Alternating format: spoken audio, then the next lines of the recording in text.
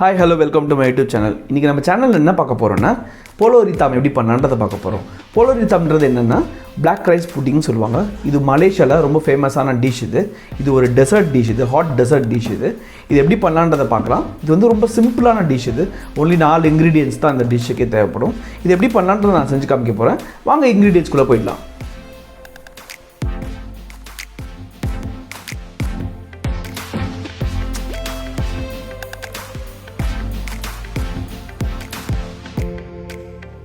Okay, அந்த puloh hitamக்கு தேவையான ingredients என்னென்னு பார்த்தீங்கன்னா black rice இது வாஷ் பண்ணிவிட்டு சோக் பண்ணிவிட்டு ஒரு அரை மணி நேரம் சோக் பண்ணி எடுத்துருக்கேன் நான் இதை. அதே மாதிரி வந்து கருப்பட்டி, இது வந்து பாம் சுகர் சொல்லுவாங்க, பாம் ஜாகரி சுகர் சொல்லுவாங்க. இது வந்து நான் 150 கிராம்ஸ் எடுத்திருக்கேன். அதே மாதிரி ஃப்ரெஷ் கோகோனட் மில்க், அப்புறம் வந்து பேண்டங் லீவ்ஸு. இந்த பேண்டங் லீவ்ஸ் வந்து நல்லா ஃப்ளேவர் கொடுக்கும். இதை வந்து நீங்கள் போட்டுட்டு அதை குக் பண்ணிவிட்டு அது டிஸ்கார்ட் பண்ணிடலாம். இது ஒன்லி ஃப்ளேவருக்காக தான், ஒரு நல்ல எசன்ஸ் கிடைக்கும். இது நான் பேண்டன் லீவ்ஸ் போட்டிருக்கேன். அதே மாதிரி வந்து இதுக்கு வாட்டர் தேவைப்படும்.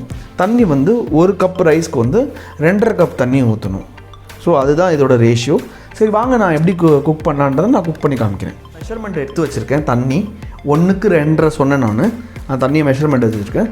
தண்ணியை ஃபஸ்ட்டு ஆட் பண்ணிவிட்டு தண்ணியை பாயில் பண்ண போகிறேன். ஃபஸ்ட்டு அது பாயில் பண்ணிட்டதுக்கப்புறம் நம்ம ரைஸ் ஆட் பண்ணிவிட்டு நம்ம இதில் வந்து 50லேருந்து 60 நிமிஷம், அதாவது 1 hour குக் பண்ணணும் இந்த ரைஸை. அப்படி இல்லைன்னா நீங்கள் உங்கள்கிட்ட குக்கர் இருந்ததுன்னா குக்கரில் வந்து ஒரு 4லேருந்து 5 விசில் விடலாம். அப்படி குக் பண்ணிங்கன்னா உங்களுக்கு நல்லா இதுவாக இருக்கும், நல்லா மேஷி ஆகணும். ஸோ நான் அதை தான் நான் இப்போ பண்ண போகிறேன். ஓகே, இப்போ நல்லா தண்ணி நல்லா கொதிச்சிருச்சு. இப்போ கொதிச்சதுக்கப்புறம் இந்த ரைஸ் ஆட் பண்ணுறேன். ரைஸ் ஆட் பண்ணிவிட்டு இதில் வந்து நல்லா அது ரைஸும் தண்ணியும் நல்லா குக் ஆகிட்டு தண்ணியே இல்லாத ட்ரை ஆகிடும். அதுதான் வந்து கரெக்டான அளவு எடுத்திருக்கேன் நான். 1க்கு 2.5 தண்ணி எடுத்திருக்கேன். இது நல்லா ஸ்லோவாக அப்படியே குக் ஆகிட்டு இந்த ரைஸு கொஞ்சம் ஓவர் குக் ஆகணும். அப்போ தான் வந்து உங்களுக்கு புட்டிங். இது ஒன்றும் இல்லை, தமிழில் வந்து நம்ம பாயசம் சொல்லுவோம், பிளாக் ரைஸ் பாயசம். அதே மாதிரி தான் இது வந்து நம்ம மலேசியன் ஸ்டைலில் அவங்க குக் பண்ணுறாங்க. இதில் வந்து கருப்பட்டி ஆட் பண்ணுறாங்க. கருப்பட்டி வந்து உடம்புக்கு அவ்வளோ நல்லது, நல்ல குளிர்ச்சி. அதே மாதிரி பிளாக் ரைஸில் வந்து உங்களுக்கு அதிக விதமான ப்ரோட்டீன் இருக்குது இதில்.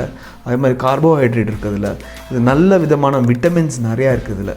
இது வந்து ரொம்ப ரொம்ப ஒரு சத்தான உணவு. இது வந்து இந்த இந்த ஃபார்மர்ஸ் அவங்களாம் நிறையா இது சாப்பிடுவாங்க. ஸோ அதனால உடம்பு நல்லா ஸ்ட்ரென்த்தி ஹெல்த்தியாக இருக்கும். இது வந்து நல்லா ஒரு ட்ரெடிஷ்னலான ஒரு டெசர்ட் இது. அதே மாதிரி ஒரு கோகோனட்டி ஃப்ளேவர், நல்லா கோகோனட் ஃப்ளேவர் கிடைக்கும், பேண்டன் லீவ்ஸ் ஃப்ளேவர் கிடைக்கும். இது வந்து ஒரு ஹெல்த்தியான டிஷ் இது. இதை நீங்கள் ட்ரை பண்ணி பாருங்கள். இப்போ வந்து இதை வந்து நம்ம 60 மினிட்ஸ் நம்ம குக் பண்ண போகிறோம். நான் இன்றைக்கி என்ன பண்ண போகிறேன்னா, நான் ஒரு 2 டிப்ஸ், அருமையான ஒரு 2 டிப்ஸ் கொடுக்க போகிறேன். டிப்ஸ் என்னென்னா, இப்போ உங்கள் வீட்டில் நீங்கள் சப்பாத்தி மாவு பிசைறீங்க. சப்பாத்தி மாவு பிசையும் போது நார்மல் வாட்டர் நீங்கள் யூஸ் பண்ணி பிசைஞ்சிங்கன்னா அந்த அளவுக்கு சாஃப்ட்னஸ் கிடைக்காது. வெந்நீரை கொஞ்சம் நீங்கள் ஆட் பண்ணி சப்பாத்தி மாவு பிசைஞ்சிங்கன்னா சப்பாத்தியும் ரொம்ப நல்லா சாஃப்டாக வரும். இன்னொரு டிப்ஸ் என்னென்னா, நீங்கள் இட்லி மாவு நீங்கள் அரைச்சி வச்சுருந்தா அடுத்த நாளே புளிச்சு போயிடுது அப்படின்னா நீங்கள் என்ன பண்ணலான்னா, வெத்தலையோட காம்பு இருக்கு இல்லையா, ஒரு 5 இல்லைனா 6 வெத்தலையோட காம்பை கிள்ளி அந்த இட்லி பேட்டரில் நீங்கள் ஆட் பண்ணிட்டீங்கன்னா அந்த இட்லி மாவு வந்து புளிக்காமல் இருக்கும். இந்த டிப்ஸ் உங்களுக்கு நல்லா யூஸ்ஃபுல்லாக இருக்கும்னு நான் நினைக்கிறேன். ஓகே, இப்போ 60 மினிட்ஸ் ஆகிடுச்சு. இப்போ நம்ம பார்க்க போகிறோம் எப்படி இருக்குன்னு. இதில் வந்து எப்படின்னா ரொம்ப நல்லா வெந்திருக்கு. அவ்வளோதான், நல்லா வெந்துருச்சு. அது வேணாலும் நீங்கள் வந்து அது கையில் நசுக்கி ட்ரை பண்ணி பார்க்கலாம். நல்லா நசிஞ்சிருச்சு. ஸோ இது ரெடி.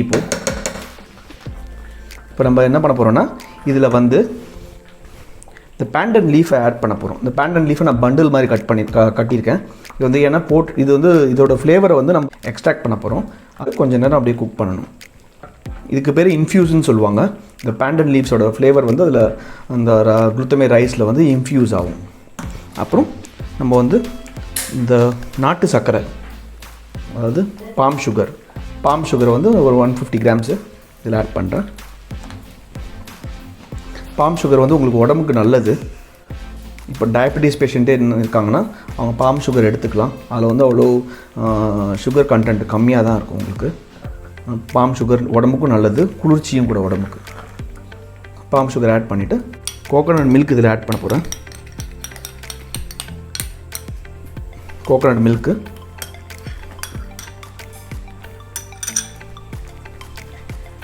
கோகோனட் மில்க் கூட இது சேர்ந்ததுன்னா கொஞ்சம் நல்ல ரிச்னஸ், நல்ல டேஸ்ட் நல்லா கிடைக்கும். ஸோ அதனால் கோகோனட் மில்க் ஆட் பண்ணிட்டு ஒரு 8லேருந்து 10 நிமிஷம் இது குக் பண்ண போகிறோம். அவ்வளோதான். பாருங்கள், லைட்டாக அந்த கருப்பு கலர்லேருந்து லைட் ப்ரௌன் கலரில் சேஞ்ச் ஆகும் டிஷ்ஷு. அவ்வளோதான். ஒரு 10 மினிட்ஸில் இந்த பேண்டனோட லீவ்ஸ் இதில் ஃப்ளேவரை எக்ஸ்ட்ராக்ட் பண்ணிவிட்டு நம்ம இதை பிளேட் பண்ண போகிறோம்.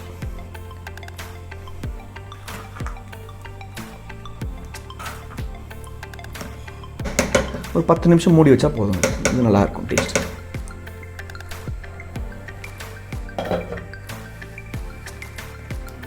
இப்போ பார்த்தீங்கன்னா இது ரெடி ஆகிடுச்சு. இப்போ நம்ம சர்வ் பண்ணுறதுக்கு முன்னாடி அந்த பேண்டன் லீஃப் இது இருக்குல்ல, அதை எடுத்துகிட்டு நம்ம இதுலேருந்து எடுத்துடணும். நம்ம அதை எடுத்து டிஸ்கார்ட் பண்ணிடணும். அது அவ்வளோதான். இப்போ நான் அதை எப்படி பிளேட் பண்ணுறேன்னு நான் பிளேட் பண்ணி காமிக்கிறேன். இப்போ நான் ஒரு விஷயம் சொல்ல மறந்துட்டேன். இந்த ரைஸ் குக் பண்ணும்போது கொஞ்சோண்டு சால்ட் ஆட் பண்ணிக்கணும். அது கொஞ்சோண்டு ஒரு பிஞ்ச் ஆஃப் சால்ட் ஆட் பண்ணால் நல்லாயிருக்கும். ஸோ நான் சொல்ல மறந்துட்டேன், ஆனால் நான் ஆட் பண்ணிட்டேன் இதில். ஸோ இதை என்ன பண்ணணுன்னா இந்த மாதிரி பவுலில் ஆட் பண்ணிவிட்டு